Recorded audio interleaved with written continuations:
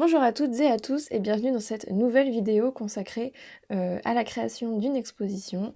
C'est désormais la partie 5 de cette série de vidéos et aujourd'hui on va parler impression, tirage de photos, encadrement et puis cartel. Donc voilà, on commence tout de suite avec la question de l'encadrement. Du coup, l'encadrement, ça a été une vraie question que je me suis posée, à savoir qu'est-ce que je voulais comme encadrement. Je savais que ça allait me coûter cher parce que l'encadrement, ça coûte très cher et que j'avais entre une quarantaine et une cinquantaine de photos à encadrer. Donc voilà, je savais que ça allait être un budget et qu'il allait falloir que j'investisse là-dedans. Maintenant, comme moi j'adore faire des expositions, ce qui n'est pas le cas de tout le monde, mais moi j'adore faire des expositions, je trouve que c'est vraiment euh, un un moyen de faire vivre son art et d'en faire des projets créatifs à part entière en fait avec toute une scénographie, enfin voilà. Et voilà, donc moi j'adore faire ça et je sais que bah là je suis un peu en mode je vous dis que je suis dans une période négative, que j'ai plus envie de faire ça pour l'instant et tout, mais au-delà de ça, je sais que j'ai envie de continuer à exposer. Parce qu'il y a aussi un contact avec les gens qui est particulier, qui est hyper intéressant et que j'aime beaucoup et que je retrouve pas forcément ailleurs. Et du coup, ben, l'achat des cadres là, comme ils correspondent vraiment à mon univers dans un style ancien, tout ça, je sais que c'est des cadres que je vais pouvoir réutiliser. Donc c'est un investissement à faire à un moment donné, mais bah, ensuite on pourra, enfin voilà, ça se réutilise quoi. Une fois que ça a été acheté, ça peut se réutiliser. Donc ça c'est déjà pas mal. Comme c'est de la photo, que ce n'est pas des toiles que j'expose tout ça, je fais pas un encadrement sur mesure avec les toiles encastrées dans l'encadrement et tout, ça coûte extrêmement cher à faire. Même faire de l'encadrement de photographie quand c'est fait par des vrais encadreurs, des artisans, tout ça. C'est très beau, c'est vraiment magnifique et tout, mais ça coûte extrêmement cher et moi je n'ai pas les moyens actuellement, surtout pour encadrer 40 à 50 images, j'ai pas les moyens de le faire chez un encadreur, clairement. Donc au bout d'un moment, on a aussi besoin de faire ses propres choix et de faire en fonction de ses moyens. Et moi je pense que c'est intéressant aussi de privilégier les les choses de seconde main qu'on peut utiliser même dans le cadre de nos expositions, même dans le cadre d'art en fait, d'expositions artistiques. Je trouve qu'il y a cette dimension au niveau de l'art aujourd'hui. Et alors je vais parler du cas de la France parce que c'est le cas que je connais, mais en France notamment, on a ce truc artistique où il faut que tout soit vraiment top, tout doit être très beau, ou alors tout doit être... alors c'est tout, soit tout doit être vraiment topissime, et évidemment, enfin, si j'avais le moyen de faire encadrer mes images chez un vrai encadreur qui me ferait des belles dorures et tout, bah, je le ferais faire chez un encadreur, parce que je serais super contente de pouvoir faire travailler un artisan qui me fasse un boulot magnifique sur mes photos dans lequel je mets beaucoup de cœur, qui me tiennent beaucoup à cœur. Mais bon, bah voilà, on est obligé de combiner avec nos moyens. Et moi, le moyen le plus abordable pour moi était, j'ai dû faire un compromis. Je voulais pas acheter simplement des cadres Ikea noirs basiques parce que je voulais qu'ils aient un style ancien et avec des dorures, tout ça. Et donc du coup, ben j'allais pas prendre de premier prix Ikea, tout ça comme j'ai pu faire par le passé, mais là où je débutais et où ça me suffisait d'avoir ça, là je voulais passer un petit peu à un niveau un petit peu euh, bah un autre niveau quoi, sur une autre idée. Et trouver des cadres chinés, même s'ils sont abîmés, même si c'est de la seconde main, même si c'est du toc, même si c'est voilà, juste du plâtre qui a été repeint en doré par-dessus, je m'en contrefiche parce que ce que je veux, c'est juste une ambiance.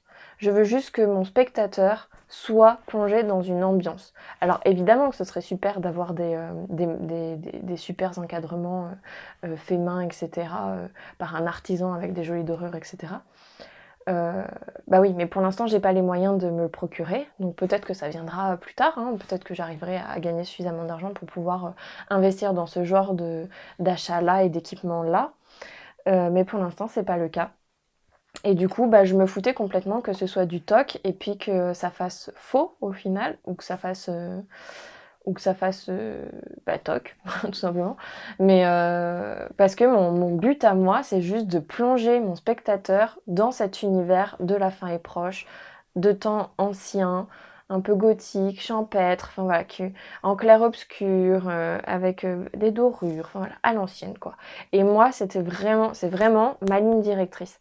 Donc peu importe que ce soit du toc ou que ce soit du beau travail artisanal. Euh, pour le coup, là, je combine avec mes moyens et bah, ma priorité, c'était pas d'avoir un encadrement super cher qui fasse vrai, enfin qui fasse vrai, qui soit authentique, voilà, qui soit à la hauteur, enfin comment dire, qui soit également de l'œuvre d'art, on va dire, qui fasse partie de l'œuvre d'art. Bah là, je trouve que c'est aussi intéressant de faire un petit peu redescendre ce truc d'art. Pas que, alors je dis pas que tout doit être considéré comme art, mais ce que je veux dire, c'est que bah juste on doit faire avec nos moyens. Voilà, tout simplement. C'est juste on fait avec nos moyens et notre niveau et mon niveau actuel fait que je voulais que le spectateur puisse se plonger dans l'univers et que l'encadrement fasse partie de cet univers-là. Après, j'ai pas les moyens de me payer des artisans encadreurs, enfin du travail d'artisan encadreur. Donc, ben on fait comme on peut. Et voilà, il faut l'assumer. C'est comme ça. Donc voilà, donc du coup, bah, j'ai fait mon petit marché à Emmaüs. J'ai acheté quelques trucs à Action. Et j'ai des anciens cadres que j'avais d'Ikea de mes précédentes expositions, que du coup je vais réutiliser, je pense, pour compléter. Et je pense que pour que ça colle vraiment avec le reste des cadres que j'ai trouvés, parce que le reste des cadres sont dans des tons dorés ou alors bah, bois, couleur bois, bah, du coup je vais probablement les peindre en doré, tout simplement. Voilà, donc c'était la petite réflexion liée à l'encadrement. Maintenant, je vais vous parler vraiment de l'organisation avec laquelle j'ai dû travailler pour pouvoir mener à bien cette exposition et toute la partie encadrement, impression des images. Et donc, voilà, on va y aller par étapes. Donc, dans un premier temps, la première chose que j'ai faite en matière d'encadrement, d'impression, tout ça, ça a été de préparer les cadres. C'est-à-dire, donc, rassembler tous les cadres que j'avais, faire le point sur ces cadres-là, voir si je devais en acquérir d'autres ou si tout ce que j'avais pouvait convenir, en sachant que après avoir déterminé l'intégralité des images qui allaient devoir apparaître dans l'exposition, je suis arrivée à un total de 52 images. Donc c'était quand même pas mal, donc ça veut dire avoir 52 cadres pour pouvoir encadrer chaque image. Et voilà, donc il a fallu que je jauge un petit peu ce que j'avais déjà acheté, ce que j'avais déjà d'avant, le budget que j'avais déjà dépensé pour l'encadrement, le budget que je pouvais encore dépenser si nécessaire ou pas. Et au final, il est apparu que après réflexion et en travaillant sur le moment, je me suis rendu compte finalement que j'avais quasiment assez de cadres. J'en ai juste racheté un petit peu à Action, notamment, il me semble, pour compléter, notamment sur des grands formats et notamment pour les 4 portraits qu'il y avait sur la première partie de l'exposition, parce que je voulais que les 4 cadres des portraits soient unis, c'est-à-dire que ce soit les mêmes cadres, que les portraits aient le même format, parce que c'était vraiment l'unité de l'exposition. Et ensuite, tous les autres cadres pour les photos de plats, de cuisine, étaient très disparates, très diversifiés.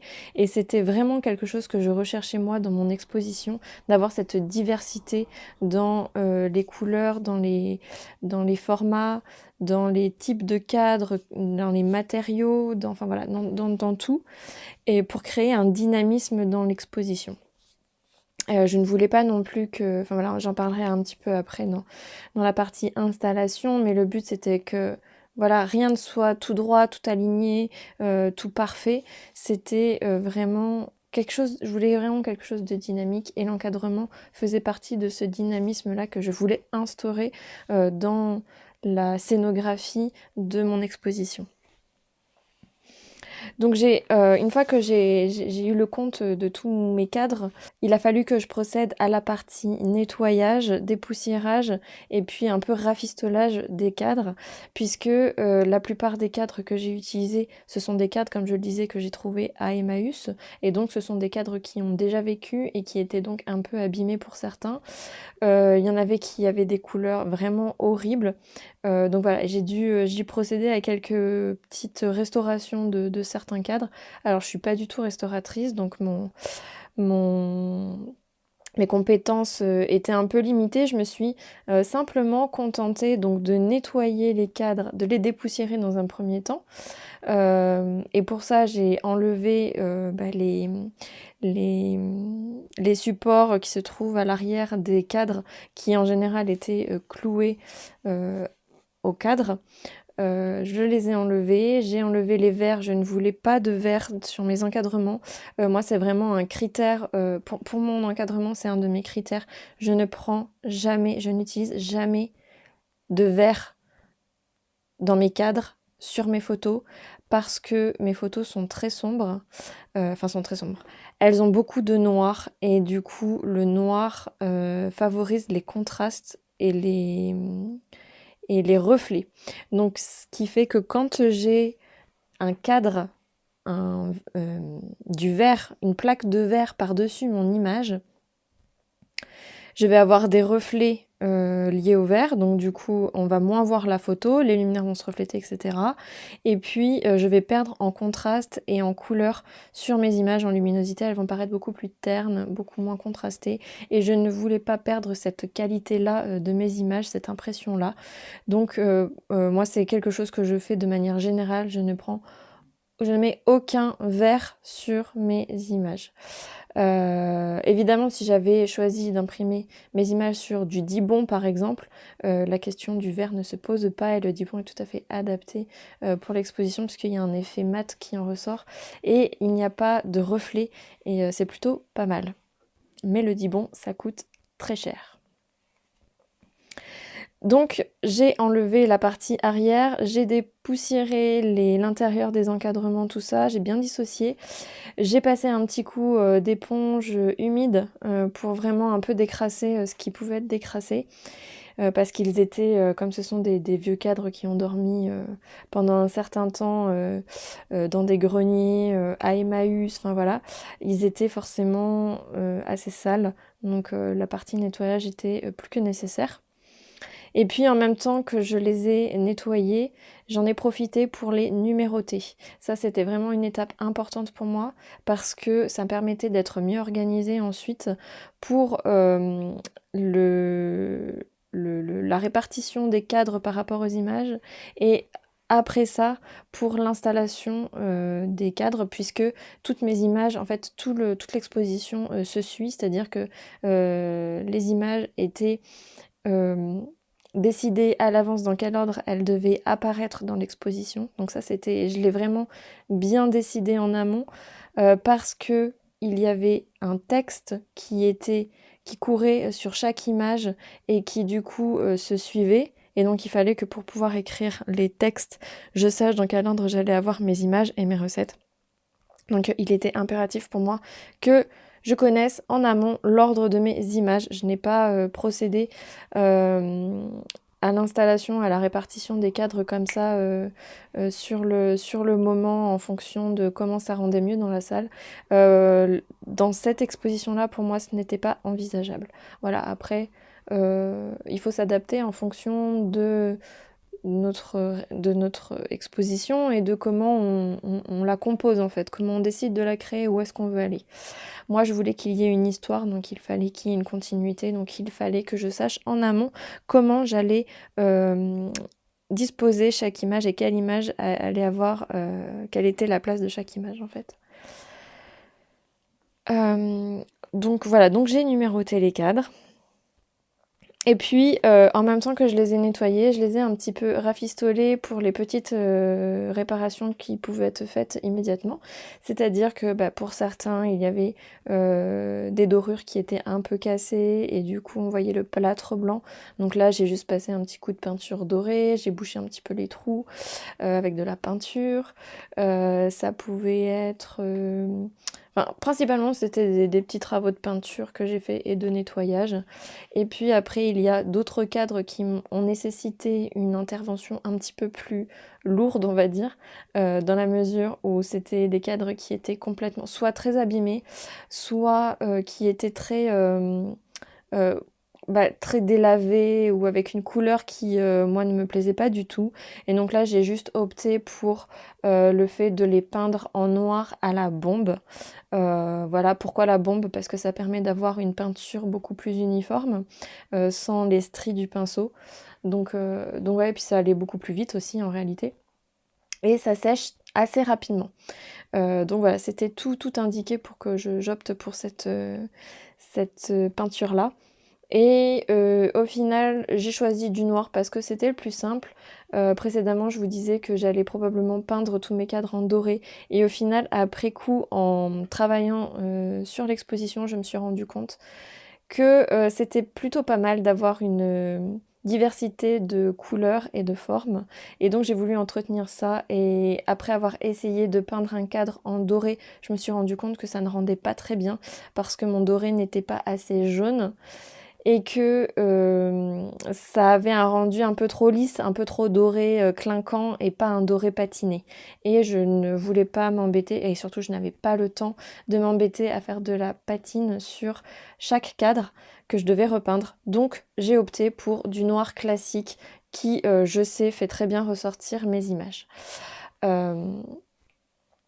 Voilà, donc du coup, je me suis installée en extérieur et j'ai procédé à la peinture de ces cadres. C'est les derniers cadres que j'ai rafistolés, ceux-là, parce que c'est ceux qui nécessitaient une intervention un petit peu plus longue. Voilà pour la partie préparation des cadres. Et une fois que j'ai eu cette préparation de fait, eh bien, j'ai étudié la question de l'impression des images. Pour l'impression des images, je ne vais pas m'étaler sur le sujet car j'ai déjà réalisé une vidéo sur ma page Patreon dans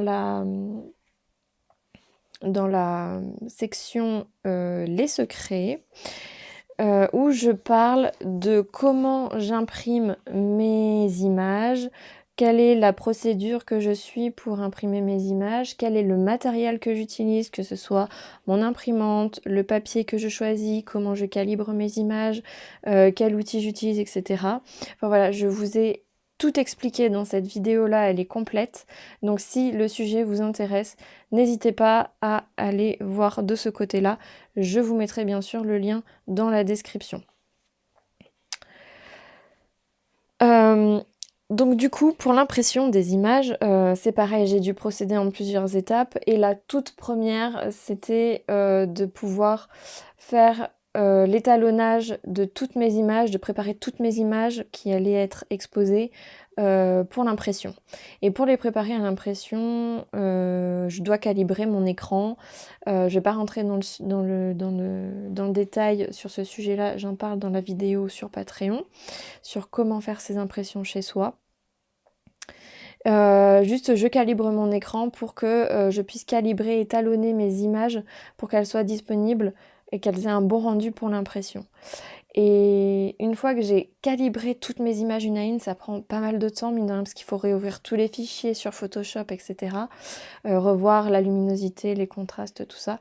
Eh bien, une fois que j'ai pu faire tout ça, j'ai créé une plaquette, une sorte de planche contact de toutes les images dans l'ordre dans lequel elles devaient apparaître dans l'exposition pour avoir un document. Alors déjà, pour pouvoir tester l'impression et voir comment les images allaient sortir sur le papier. Et puis ensuite, parce que ça me permettait d'avoir un outil pour pouvoir ensuite gérer l'encadrement des images, savoir quel cadre j'allais mettre avec quelle image, etc. Donc voilà, c'était vraiment un support d'organisation en fait pour l'encadrement. Donc c'était très très utile. J'ai juste imprimé mes images en petit sur des feuilles A4 et donc j'avais 3 feuilles A4 comme ça avec toutes les images. Je les ai numérotées, j'ai numéroté chaque image avec le numéro qu'elle devait avoir, l'ordre qu'elle devait avoir dans l'exposition. Et voilà, je les ai mises sous transparent pour que ce soit plus pratique à utiliser. Et donc, cet outil-là m'a vraiment permis de pouvoir faire le lien avec l'encadrement, puisque une fois que j'avais que mes images étaient prêtes à être imprimées finalement, j'ai dû déterminer quel cadre j'allais mettre avec quelle image. Et comme j'avais des cadres de plusieurs formats, de plusieurs formes, de plusieurs couleurs, de plusieurs textures, matériaux, j'ai essayé de faire quelque chose d'assez harmonisé. C'est-à-dire que, hormis la partie sur les portraits, où comme je vous le disais, je voulais avoir tous les 4 mêmes cadres pour les portraits. Pour le reste, du coup, je me suis arrangée pour avoir à peu près le même nombre de cadres dorés, à peu près le même nombre de cadres noirs, etc. Et d'alterner les couleurs, les formes, etc. pour qu'il y ait quelque chose d'assez harmonisé, quoi. Et alors ça, c'était une partie très très longue parce que comme on n'est pas sur du concret, ça demande de visualiser les choses et voilà, ça demande beaucoup de concentration. C'est une étape qui est pas forcément évidente à prévoir et à mettre en place, mais elle est nécessaire. Enfin, dans mon cas, elle était vraiment nécessaire puisque voilà, je devais savoir comment j'allais organiser tout ça pour que ça rende le mieux possible. Bien sûr, si j'avais eu des images de même format avec des cadres de même type et de même format tout le long de l'exposition, pour chaque image, eh bien, la question ne se serait pas posée, ça aurait été bien plus simple à gérer. Je n'aurais pas eu besoin de numéroter toutes mes images, tous mes cadres, etc. puisque ça aurait été très uniforme. Mais c'était pas le cas, donc je me suis un petit peu un petit peu compliqué les choses, mine de rien, avec tout ça. Mais clairement, le jeu en valait la chandelle, puisque le résultat a été plutôt satisfaisant lors de l'exposition sur le moment venu. Donc voilà. Et alors, une fois que j'ai établi cette petite liste de cadres en fonction des images, eh bien, j'ai procédé à l'impression des images en même temps que je faisais l'encadrement. C'est-à-dire qu'au moment où j'allais encadrer une image, je l'imprimais et je l'encadrais directement. J'ai pas imprimé toutes les images d'un coup et ensuite je les ai encadrées d'un coup. Non, j'ai pas fait comme ça. J'ai fait par étapes pour chaque image, tout ça, parce que ça me permettait de pouvoir changer des choses si j'en avais besoin. Par exemple, si je me rendais compte que cette image ne faisait pas bien dans tel cadre, eh bien, j'avais la possibilité de choisir un autre cadre et de mieux switcher les numéros dans la liste de l'encadrement. Et donc voilà, et donc du coup l'encadrement a été ça a été vraiment la partie la plus longue de la mise en place de l'exposition, puisque l'encadrement en lui-même, c'est-à-dire l'impression avec la mise sous cadre des tirages, m'a pris 3 jours complets. Mais quand je dis 3 jours complets, c'est que je mangeais vite fait le midi. J'ai fait ça vraiment toute la journée en non-stop, de genre 8h du matin jusqu'à 21h le soir. Enfin, c'était vraiment intense. Et comme j'arrivais sur la fin, que j'étais très très proche de l'installation, de la journée de l'installation, il fallait vraiment que tout soit prêt le moment venu. Donc du coup, j'étais un petit peu dans le rush. Ça a été une période assez difficile, assez intense, on va pas se mentir. C'était énormément de travail. Pendant une période, j'ai cru que j'allais pas y arriver et au final ça a été. Mais ça demandait d'être vraiment très organisé, très rigoureux.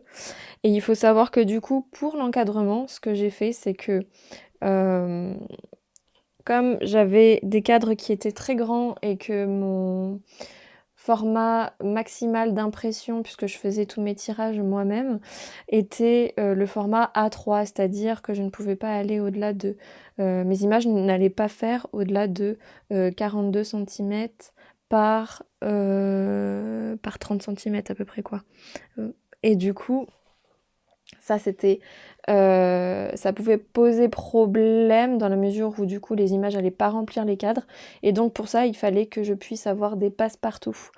Mais j'ai eu besoin d'étudier la question des passe-partout aussi, qui a été une grosse question dans ma réflexion sur l'encadrement. Parce que les cartonnettes pour créer des passe-partout ça coûte assez cher, que je n'avais pas la règle pour faire de la découpe oblique, enfin voilà. C'était un peu compliqué et du coup je me suis dit que avec le budget qui me restait, le temps qui m'était imparti, tout ça, j'allais pas avoir le temps de partir dans un encadrement aussi complexe. Donc j'ai simplement opté pour l'achat de grandes feuilles d'aquarelle de 350 grammes et j'ai contre-collé, alors j'ai découpé chaque feuille au format du cadre qui allait les accueillir et j'ai ensuite collé, contre-collé mes tirages sur ces feuilles. Donc ça fait pas vraiment des passe-partout classiques avec le petit angle, tout ça, enfin la petite bordure oblique.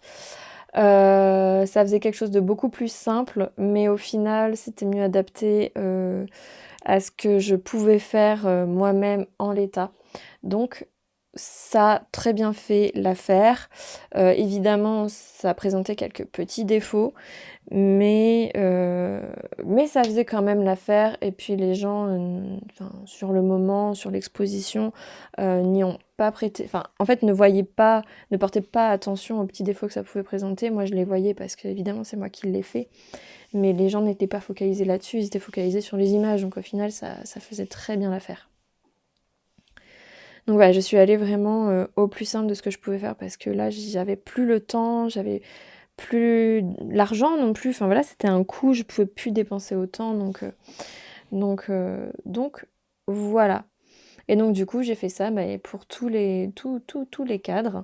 Il y en avait qui étaient évidemment plus simples à faire puisque c'était juste des formats A4 classiques où j'avais juste à imprimer et à encadrer et voilà. Pour d'autres cadres, c'était bien plus compliqué.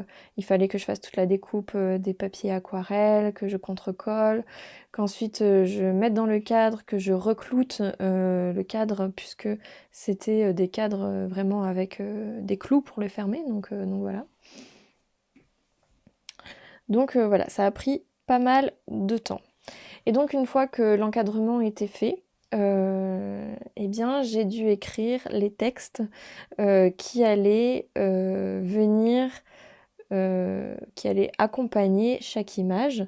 Donc en fait on appelle ça des cartels. Normalement les cartels ce sont des petits encadrés qui indiquent le titre de l'œuvre, la technique qui a été utilisée, donc de la photographie, de la peinture à l'huile, etc. etc. Ça peut indiquer les dimensions, la date de réalisation. Par exemple, ce sont des artistes qui sont morts. Imaginons Van Gogh, on va noter la date de réalisation. Dans les musées, ils font ça, ils notent les dates de réalisation de l'œuvre. Enfin voilà, c'est ça le cartel. C'est vraiment le petit encadré d'informations.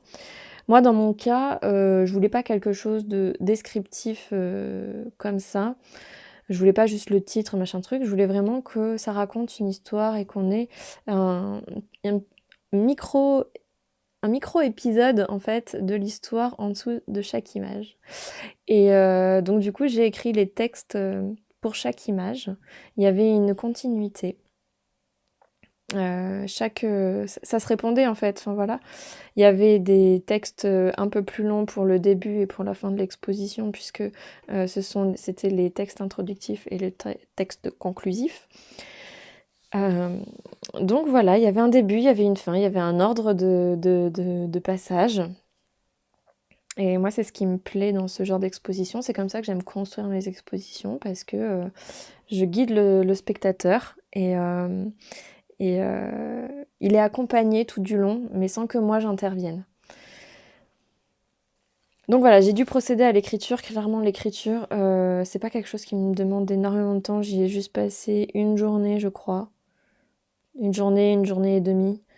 Et ensuite, j'ai procédé à l'impression, pareil, de ces cartels et à la découpe pour avoir un format qui me corresponde bien. Donc voilà, grosso modo, comment j'ai procédé pour l'encadrement, l'impression des images et puis pour l'impression, la découpe des cartels, l'écriture des textes. C'était là, ça, la partie très intense, très prenante de l'exposition, avec évidemment la maquette que j'ai dû créer.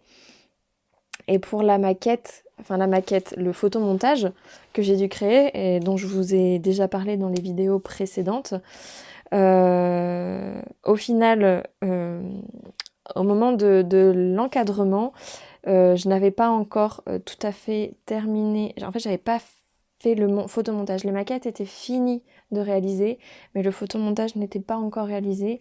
J'ai fini le photomontage 3 jours avant l'installation de l'exposition. C'était assez rush quand même. C'était vraiment, j'étais un peu dans le jus, j'étais un peu stressée, mais ça l'a fait au final. Et si le sujet vous intéresse de savoir comment j'ai vraiment procédé pour la réalisation de la maquette, du photomontage, tout l'assemblage des images, etc., je vous invite à aller voir la vidéo que j'ai fait pour Patreon où j'explique vraiment toute la mise en place, toute la création de la maquette, toute la mise en place du photomontage, etc. pour arriver à ce rendu-là où on a l'impression, enfin mon but c'était vraiment d'avoir l'impression que c'est une photographie qui a été prise en vrai et non pas qu'on y voit un gros photomontage, qu'on n'ait pas l'impression de voir des éléments collés les uns avec les autres. Et en vrai, je suis vraiment très très heureuse de cette image et de la réalisation de cette photo parce que elle a vraiment marqué les esprits pendant l'exposition. Elle s'est faite remarquer. J'avais exposé la maquette en même temps que l'image et comme ça les gens faisaient le lien entre les deux et se disaient mais attends, ça c'est la pièce qu'il y a là-dedans. Donc en fait la pièce c'est ça. Et voilà, c'était très très marrant de voir l'impression, la réaction des gens face à ce genre de photos qui étaient du coup intrigantes. Donc voilà, je suis particulièrement fière de cette image et j'en suis heureuse. Voilà, cette vidéo touche à sa fin. J'espère que ça vous aura plu, que eh bien, ça vous aura intéressé, que ça va vous aider si vous voulez créer une exposition, enfin voilà. Et puis, eh bien, on se retrouve très bientôt pour la dernière partie de cette série sur le fait de créer une exposition qui sera consacrée à l'installation et au bilan de cette exposition. Je vous dis à très bientôt pour cette nouvelle vidéo du coup. Bye bye!